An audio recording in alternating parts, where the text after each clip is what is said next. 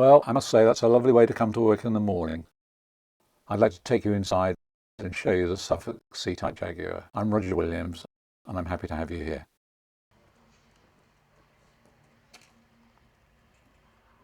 Hello, welcome to the workshops here at Suffolk Jaguar, Woodbridge, Suffolk. I'm Roger Williams and I'd like to tell you a little bit about the C-Type Jaguar which we make, show you around the workshop. But first I'd like to introduce you to the car through some historic film taken at Le Mans in 1951 and 1953. This is the car we make and we have a short film to show you as an introduction. The three privateers in 1950 had shown that if a dedicated racing version of the XK could be developed, the goal was attainable.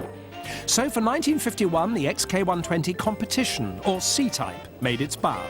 Developed by Bill Haynes with Malcolm Sayers' superb aerodynamics. And starting a tradition, the three works entries were given a send-off from the factory and driven down through France to the race.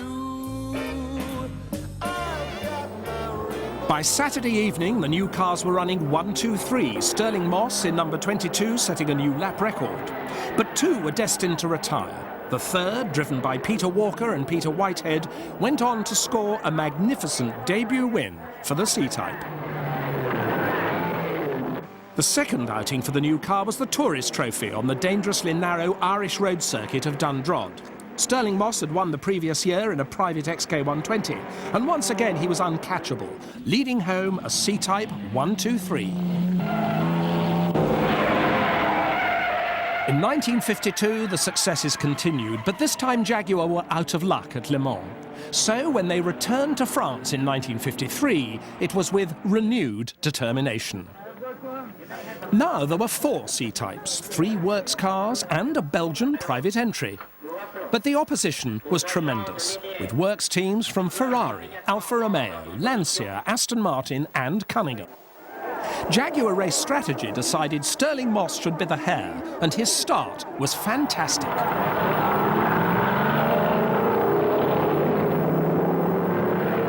Moss was soon established in the lead, pursued by the Ascari Villoresi Ferrari. And so began a green versus red battle that was to last much of the race, with the Jaguars benefiting greatly from their new disc brakes. Moss led at record speed until he was delayed by a blocked fuel filter.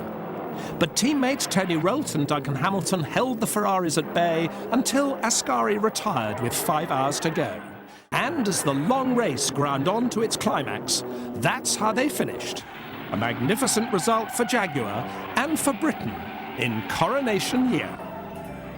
Chasing down that rainbow, that's what we're...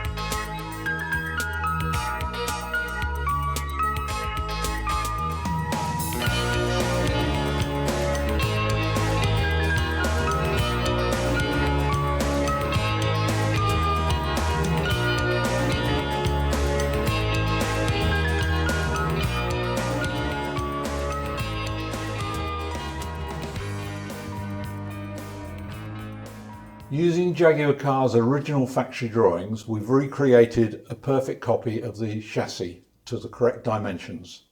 The headstock is exactly the same as the original car, but we use Jaguar E-Type front suspension components for ease of manufacture, and these replicate the original torsion bar setup that Jaguars had. We have a steering column here which has a collapsible section for safety just behind the dashboard, and here we have the aluminium firewall and the GRP bodywork. At the rear of the car we have the suspension and the rear axle, which is a Salisbury 4HA. This point here is where the driver's back sits, and here we have the Panhard rod, coil spring and the damper, and below we have the long arm trailing from the pickup point on the chassis to connect to the rear wheel and the suspension.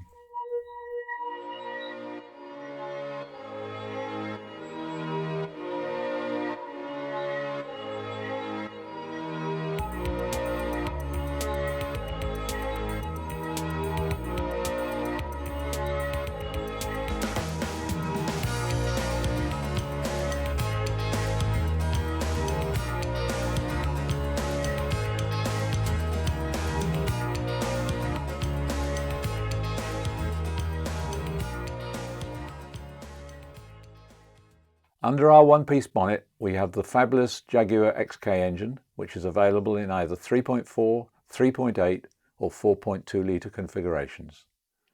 The carburation on this car is 2 SU carburetors, but you can equally have 3 Weber carburetors for additional performance. At the front of the car is the all-aluminium radiator, which has additional cooling effort which is required on occasion, done by an electric fan on the front. Then, on the far side of the engine, there are copies of the original manifold, which is available now in either stainless or mild steel and exits out through the silencer under the passenger's door.